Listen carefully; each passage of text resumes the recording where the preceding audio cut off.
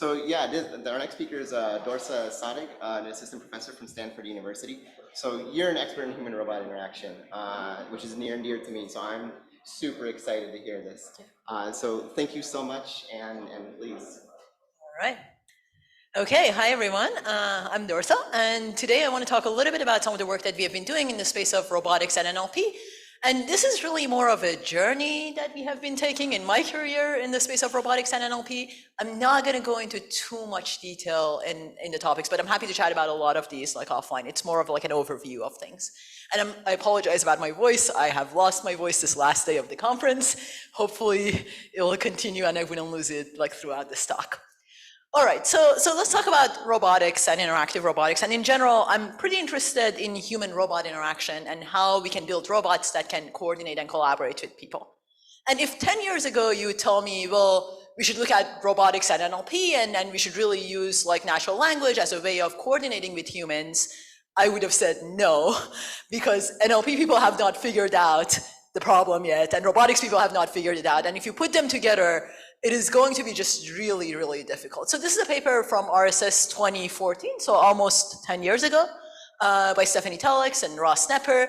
And in this work, what they were looking at was having these robots that can ask for help. So the robot was trying to do something intelligent. And in this video, I really like this because part of it is that the user in this video is Keith Winston, who's a faculty at Stanford now. He was a student at the time. And his kind of like interaction with the robot is pretty interesting. So even though the robot is really intelligent and is trying to like ask for informative questions, the robot does not understand what the human is telling the robot. So that full interaction loop does not really hold here. So the thing that Jonathan was talking about, like that was really the issue, like at least like in 2014.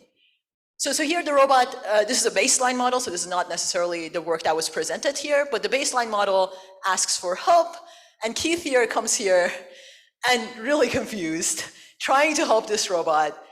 And I think this doesn't have audio, but you can kind of like start to see what he responds like at the bottom of this video. He's just like very confused right now. It's like, I don't know what you need. Like starts like turning the IKEA table. It's like tries to fix it in the middle of it. Like there is no closed loop interaction here, right? Like the robot was smart. The robot asked for help, but like the robot would not really understand what Keith is saying in response. And that was the problem in robotics and NLP, at least like 10 years ago, and maybe still, which is that the robot, the moment it tells you something, you try to communicate with it, and then like it will never like respond. So at the end it was like, I don't really know what you want. Like Keith starts yelling at the robot. It's like one of my favorite like interactions between humans and robots. So that wasn't that great. And about 5 years ago, Sid joined my lab, and Sid was asking if we could work on human-robot interaction and robotics and NLP. And I told him, no, that's a terrible idea. Let's not do that. We haven't figured out NLP.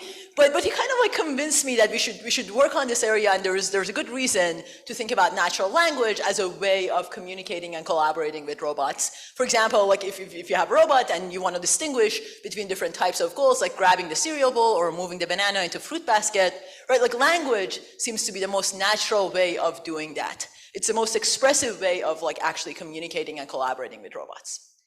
So we started looking at this problem, and if you look at like at the time, if you look at like the status quo in instruction following, the status quo was something of this form, where you start with an instruction, the language instruction, and then you have a state, and oftentimes we have like simulated scenes, and the goal is to build this black box model that is going to output actions, fully autonomous actions that will follow those instructions. And this was really difficult, and because it was difficult, people would start looking at like things like simulated scenes and discrete actions, and the type of work that we see in this space really looks at things like instruction following and navigation, where you have these types of graphs and you jump from one node to another node. And even in these discrete settings where we have access to simulation, we need a lot of data, right? Like if you look at the type of work in the body of work in this space, usually they do imitation learning on huge data sets, they do reinforcement learning on top of it, and even then, there's quite a bit of simplification. And what we were interested in was kind of like a manipulation setting where we have continuous actions, and we have mode switching, and we have accumulated errors, and we don't really have a good simulator. And the question was, could we solve this, right? Like what would be the role of natural language when we are looking at these continuous control settings, manipulation settings, dexterous manipulation, and then what would be the story of robotics and NLP here?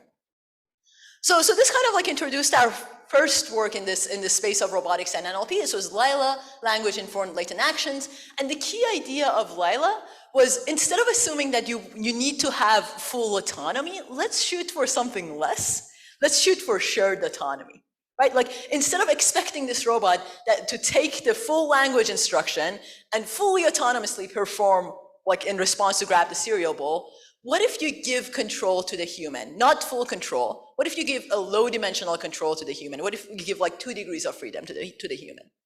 And what we looked at was this latent action structure where we have like an encoder-decoder architecture where we start with the state and the utterance, and also the human is going to put in some actions, some low-dimensional actions, and that way it is able to like actually control the robot to perform fairly complex types of manipulation tasks. So at test time, we take the decoder of this autoencoder architecture, we provide the language utterance, but there is still a joystick. And that joystick is a joystick input of the human, low degrees of freedom, not 6 of control, like 2 degrees of freedom. And together between kind of like splitting the burden of fully autonomous control between the human and the robot, we are able to use language as a natural way of coordinating and collaborating with humans. And here I'm just showing LILA in action. So on the right, we are seeing LILA with 10 demonstrations being able to perform really complex like manipulation tasks with low data regime compared to, let's say, imitation learning, which basically like fails with like 30 demos and 3x augmentation. So the key takeaway like out of this first work was let's split the burden of language conditioned policies between the human and the robot, and maybe shared autonomy is the answer. Maybe it's too much to expect fully autonomous control and instruction following in a fully autonomous setting. And I think this was an okay like perspective towards instruction following and language conditioning. But around this time, so this work was around 2020, and around this time, language models like came out. I actually like vividly remember this. So this was June of 2020. This was during pandemic. We would do group meetings at my home, at my kitchen table. Percy and Sid were there. So we started discussing. Okay, so GPT-3 just came out. It's a giant model. Like if you look at like prior models, like they're much smaller. There are 175 billion parameters. And there was this question of what does that mean for our research, right? Like what does that mean for robotics and NLP like combined together? And then there were some obvious ways of thinking about combining large language models with robotics. But the thing that we started kind of like poking at was what is it that we can learn from large language models when we are thinking about training robot policies? Could we take the same paradigm that large language models are using, and then could we take that paradigm and try to extend it to a setting that is actually useful for robotics? And then specifically, like at the time, we were thinking about things like robotics foundation models. Like what would it look like to have a robotics foundation model? Like what are the data sources that we have? We don't have that many data sources, but we have things like robotic interaction, simulation data, natural language. And the question was, can we train a representation that could be fine-tuned for many different downstream tasks? So can we follow this definition of foundation models when it comes to robotics and when it comes to robotics data? So we started looking at this carefully, and this actually led to the Voltron work that was presented at RSS this week. And what Voltron was doing was trying to be careful about the type of representations that we need for robotics type applications. Like the idea was that the type of representations that we need for downstream robotics tasks, they need to have a little bit of syntax, right? They need to understand like the details of an object so we could do grasping. They need to understand semantics so we could kind of like understand like the language instruction that the person is giving, and they need to understand things like context or pragmatics, or they need to be like conditioned on multiple frames. And really bringing all of these together, the key idea of Voltron was using language. So the idea was language supervision, like that is going to be the glue, that is going to be the key that allows us to learn representations that are useful for robotics. Because if I condition on language, right, language captioning, and if I try to generate language, that will actually help me learn representations that could potentially be useful for downstream robotics tasks. And we started seeing some positive results, right? Like Voltron outperforms things like R3M or mask visual pre-training or like CLIP when it comes to control tasks, but also when it comes to many other downstream robotics tasks. And this was pretty exciting, right? Like we were pretty excited about this idea of training a model on large amount of human video. So in this case, we were looking at human videos, like something data set, Ego4D data set, and again, like thinking carefully about how language can integrate syntax, semantics, and pragmatics to learn these visual representations that are really useful for robotics. Yeah. All right, so that was our initial kind of like thinking around what it means to learn from the field of NLP in the field of robotics. But there was also an orthogonal perspective to what it means now that we have LLMs for robotics. And specifically, the question was, can we tap into the power of existing LLMs? And then what does that mean for robotics by tapping into the power of existing LLMs? And initially, like we weren't actually like thinking about this, but like if you look at last year, there were a number of works that came out of various labs, like both of these works, Seihan and Code as Policies, they came out of Google, and they were taking like this perspective, right? Like they weren't like necessarily looking at training this large model, they were really after tapping into the power of existing large language models, so that we could actually have robot policies that could perform various interesting tasks. And I think initially, at least like my perspective, initially towards Seihan was a little like unsure. Like I remember like when I first saw the Seihan paper, I was like, oh, okay, like it does like task and motion planning, so what? And I remember like I was thinking, well, what it does is it's calling a large language model for task planning. And was that our problem in robotics? Like that wasn't really the thing that was missing, right? Like the thing that was missing in robotics is being able to do the motion planning, being able to like pick up the Coke can, or being able to actually perform the low-level motions.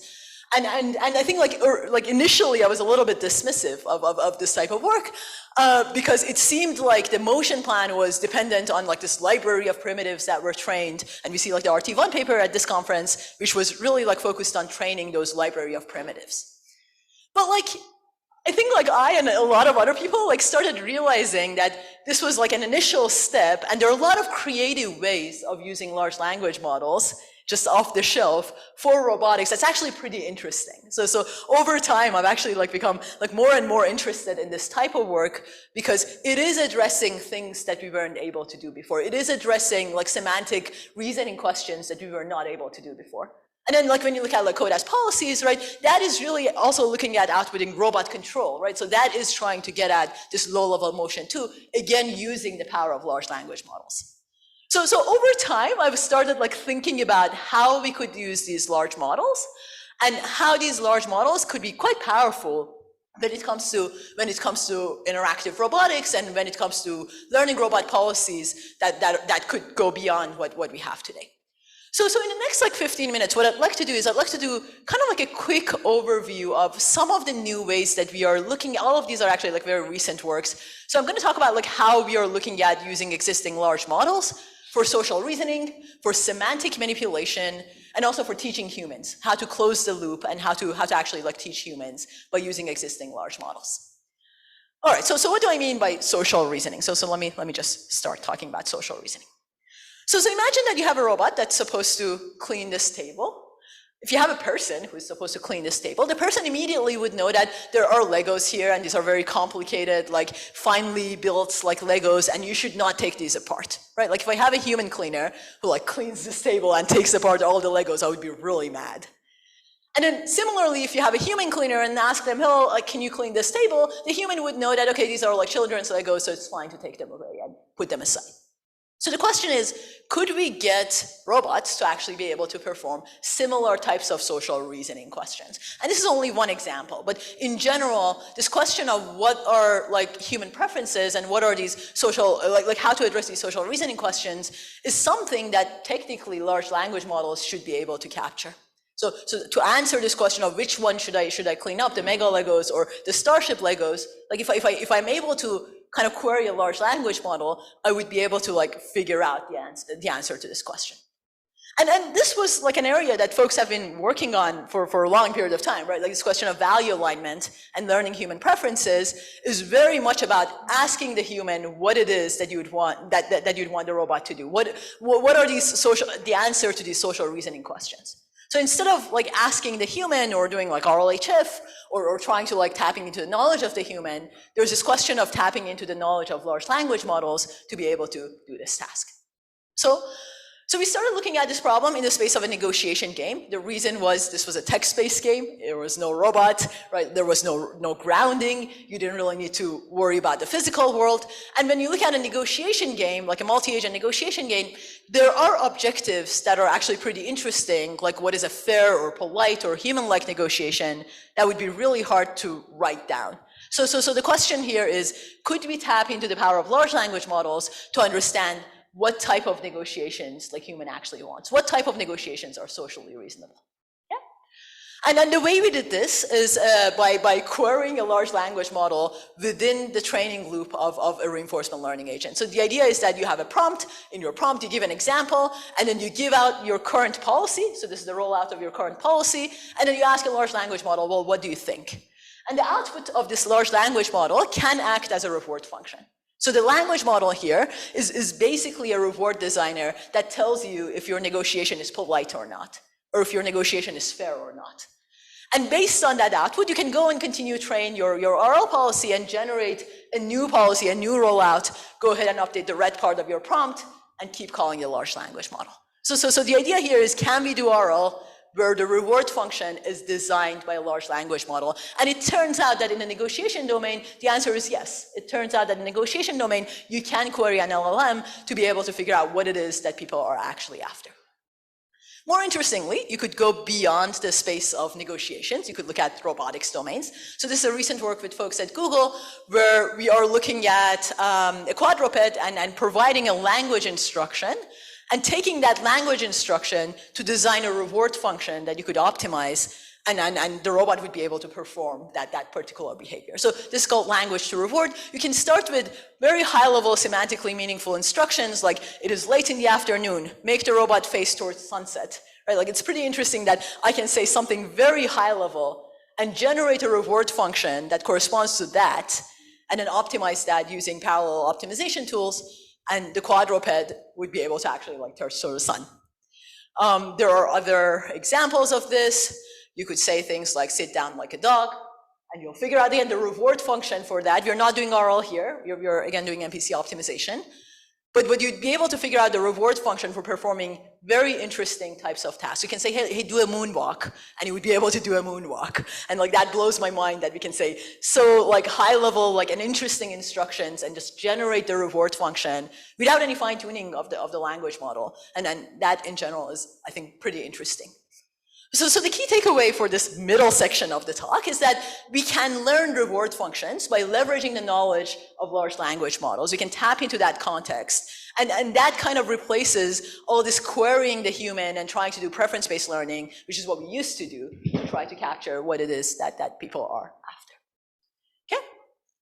I started with a Lego example. Like the Lego example is also trying to kind of like get a little bit of grounding. So far I've talked about social reasoning, but what if you're after grounded social reasoning? And you could basically do the same thing by calling a large language model, but you need to describe the scene, right? Like you need to have a pretty good description of what is going on in the scene. And to do that, I think it's a good idea to call a vision language model, right? Like why not call a vision language model that could describe the scene? But the thing is, today's vision language models are not good enough to describe everything about the scene. Or there might be even occlusion, right? Like there might be this bag here, which doesn't really let you like look at the car behind it to see what kind of car is it made out of Legos, like what kind of car is it. So the interesting thing is that using LLMs and VLMs, we could get them communicate with each other, and we could actively try to take actions that actively perceive the environment. So the VLM could describe the scene, but that might not be sufficient. So we could have like a large language model that asks questions about the scene. And based on those questions, we could try to get information about which side of this car we should go and take a new picture. So the robot is going to actually move around and take a new picture and try to like get a close-up image of the scene. And then based on that, we could keep going through this loop until we find a plan. So the interesting thing is you could actually do this active perception loop by using LLMs and VLMs, no humans in the loop, and be able to perform grounded social reasoning. And again, this is another example of how we could tap into the power of LLMs and VLMs for understanding reward functions for grounded social reasoning. Yeah. All right, so moving along, like another direction that's actually pretty interesting for robotics is semantic manipulation. So we are in general interested in instruction following, but the type of instructions that we are interested in might actually be fairly fine-grained. So for example, you might say, hey, open the drawer, and that is about the objects in the scene, right? Like you might say, open the cabinet, pick up the apple, pick up the stapler, pick up the marker, that's fine. But you might also be interested in object semantics, right? Like I might want to talk about very much like fine-grained things, like pick up the cup from the rim or from the handle, or pick up the marker from the cap, or pick up the apple from the stem. So we might actually want to refer to fairly fine-grained parts of the object. And again, before, like this would have been pretty difficult to do, but with the power of large language models, we could actually like leverage that knowledge to be able to perform semantic manipulation, to be able to pick up the apple from the stem. And then the way we do this is actually a very simple idea. We're using key points as a way of connecting and grounding scene semantics and object semantics with the downstream manipulation policy that we are performing. So this is also a fairly new work. Again, I'm not going to go into too much details of this. This is called KITE. It's a work that Priya has been leading. And what KITE does is it takes an instruction, a semantic instruction, like open the top drawer, and takes an image of the scene. And then it's going to pass that instruction to an LLM and also like a grounding module. And that grounding module is going to give us key points, and based on the instruction, we're going to get key points that corresponds to, let's say, opening the top drawer. We're going to deproject that into a point cloud, and then passing that through an acting module that will perform and execute this policy. So this is kind of like in comparison to works like PerAct or works that are kind of like also trying to do similar type of semantic manipulation like RobotMu. And this work, like what it does is it uses key points as this like middle ground to connect semantic instructions and kind of like low-level SIG stuff manipulation. So here we are looking at picking up the marker from the middle, or picking up the marker again from the label. Let's see, again from the cap. And we are comparing this approach KITE with, here in this case, like we're comparing it with RobotMu in the case of rigid objects, deformable objects, and I can't see the last one, but rigid objects and deformable objects in the last column, I can't actually like see it right now. But let me actually move along. This is a long video. I can do this. Articulated object. Okay. And you can look at things like, yeah, like picking up the stuffed animal from the trunk or from the belly, and like fairly interesting semantic manipulation tasks that, again, we weren't able to do before. And we can do that now. All right, so moving along, I should have clicked on this. So kind of like the key takeaway for this second middle section is that there's this approach, KITE, that uses key points and instructions to follow to perform precise and sample efficient manipulation, semantic manipulation, and it leverages like really like key points to connect the high level language that's coming from the language model with the low level manipulation policies, which is also pretty interesting. And then the last bit that I want to very briefly talk about in terms of how like creative ways of using language models is to close the loop and try to teach humans, right? Like what if we want to actually communicate with the human, teach the human, and get the human to respond to instructions. And I think that is in general like another thread of work that is pretty interesting. So what we're looking at is teaching physical types of tasks. So for example, if you look at playing sports, like playing volleyball, you might have heard of, like if you've played sports, you might have heard of various types of language instructions that help you do these types of tasks, like hit the ball at a lower angle. Or like if you've played any sports, like usually they say, bend your knees like a spring. I've heard this so many times. And it kind of works, like the moment you hear bend your knees like a spring, it does make a difference. And the question is, could we automatically generate these types of language instructions, language corrections, so that we could better communicate with a human when the human is trying to perform these motor control tasks? And of course, there's prior work that shows that this type of verbal feedback is quite useful when it comes to teaching humans. So the approach that you're taking is, what if we have an expert behavior and student behavior, and our goal is to really like generate this type of language, like hit at a lower angle. And the way we do this is, again, by using frozen language models. So the approach is, we are taking the student trajectory, the expert trajectory, and the thing we are developing is really this mtraj. Like, this is a module that is trying to take the trajectory and generate an input prompt that goes to a frozen language model that will output things like hit at a lower angle. And then you could look at this in movement settings, in simulation settings, in writing and drawing settings. And what you can see is that across all of these different domains, this approach, Corgi, which is generating these language corrections from a language model, is able to like outperform prior methods. And at times, it also like outperforms ground truth, which is also kind of interesting. And the reason is that it is going to generate things that you wouldn't even normally think about. Like the generated Corgi correction is glide gracefully to the left. And it turns out that people really like this type of like detailed like instruction that you wouldn't again be able to get if you had like more of a rule-based type of approach. Here I'm just going to show like an example of this. This is a simple example, but you have like the expert behavior, the student behavior, and the generated feedback as an example here is stand straight, which is kind of expected. And okay, so this last bit of creative ways of using language models, what I was really showing is that you could also use language models to close the loop, to actually communicate with the human. And as you saw like earlier, like the video that I was showing of Keith earlier, the problem was that the robot was not communicating with the human. But if we can actually make sense out of the motion of the human, out of what it is that the human wants, we could generate these personalized feedback. Specifically in this case, I was showing this teaching physical control tasks, and language is a way of really getting at that. So if I have like 2 more minutes, like what I'd like to do is, I'd like to also very briefly talk about how we could also go beyond these particular ways of using LLMs for robotics. So I started with talking about language condition policies.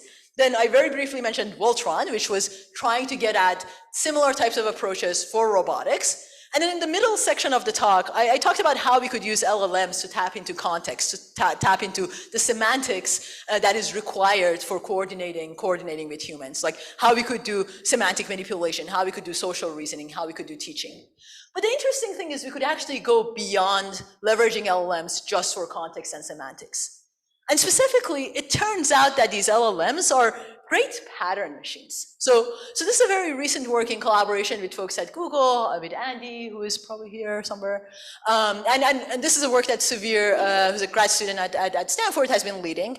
And the idea of this work is that not only we get semantics, if you start with tokens that are not even like semantically meaningful, if you start with tokens that are your robot joint angles, you would be able to perform tasks that are actually pretty interesting. They capture patterns and they are able to replicate those patterns. You could do sequence transformation. You could do sequence completion. You could follow a sine wave. And you could at times do sequence improvement, like stitching. You'd get like some optimization behaviors over your patterns. So let me just briefly show one example of each one of these settings. So what do I mean by sequence transformation? So you can give an example to your language model that is kind of like 2 images. The training example is this figure and kind of like the figure that you get out of it. And then the test example is you have a new figure, and the question is, what would be the pattern? Like, what is the pattern that we are seeing, and what would the final image look like? I'm dealing with a large language model. I cannot pass in the image. So what if I would have kind of like a discretized version of this, and I would just like pass in the numbers that correspond to this image, and ask a language model with those numbers, what would be the output?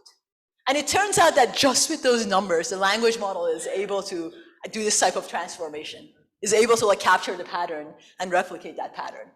And I think that's pretty cool that it's able to do that. Similarly, like I talked about sequence completion, right? Like you could give your language model the joint angles of your robot, like the end effector joint angles, and you could basically show some behavior, like some sort of movement, maybe a sine movement or like a wiping movement. And this is the thing that goes in context to your language model. And your robot, after that, is able to actually continue that behavior. So it's kind of like continuing on a sine wave or continuing on some sort of sequence. And again, like in this case, like the thing that goes to the context is literally just like the end effector position of this robot. And then finally, you could get some level of sequence improvement. So what that means is, let's say that you give your language model a bunch of trajectories, and you give the reward of the trajectories and the actual trajectory, and let's say you sort that out. If that is the thing that you give your language model, it would actually be able to generate trajectories that give you high reward. So in some sense, it's actually very similar to the idea of clicker training when it comes to clicker training of like dogs. You could click when you're giving like high reward. So similarly, you can have your robot that is moving towards the object, and you could kind of use a clicker again to give it reward as it gets close and close to the object. And eventually, at the end of it, it would be able to generate a reaching motion by just like passing in those types of sequences.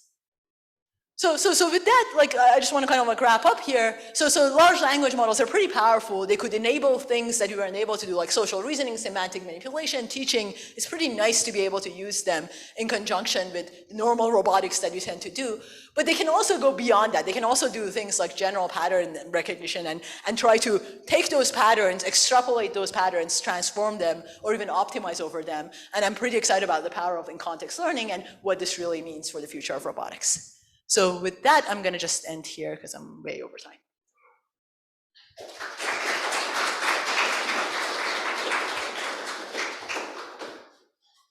Anyone has any questions? I don't know where we are.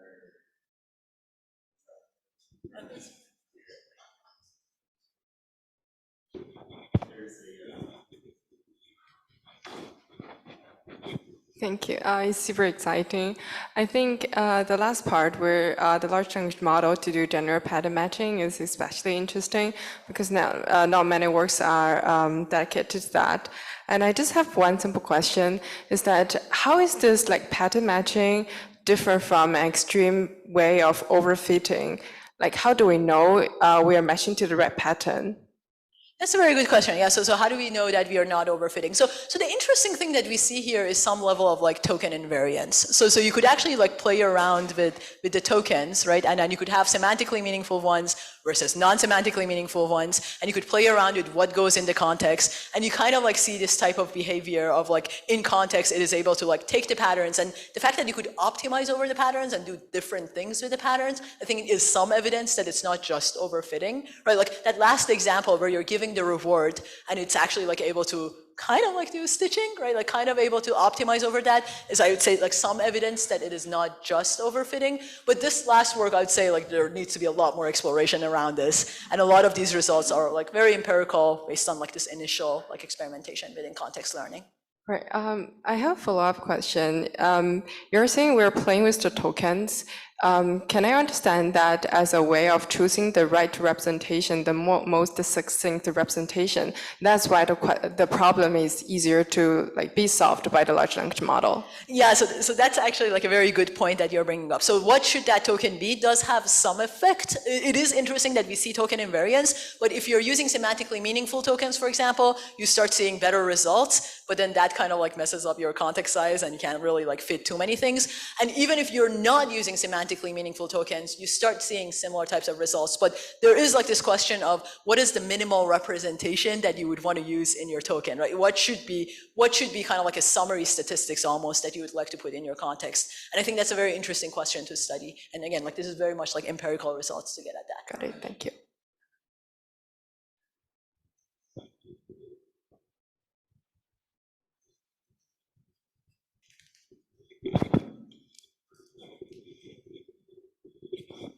Thank you for the talk. That was really interesting.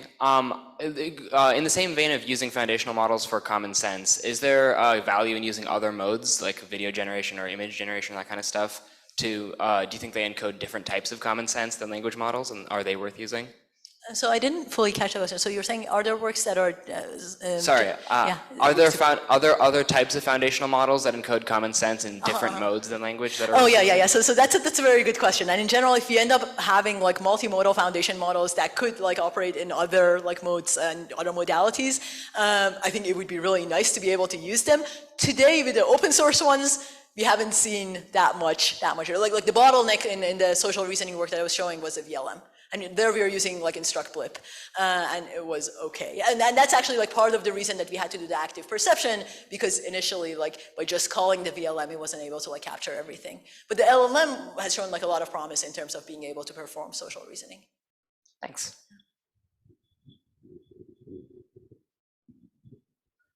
We can wrap up here.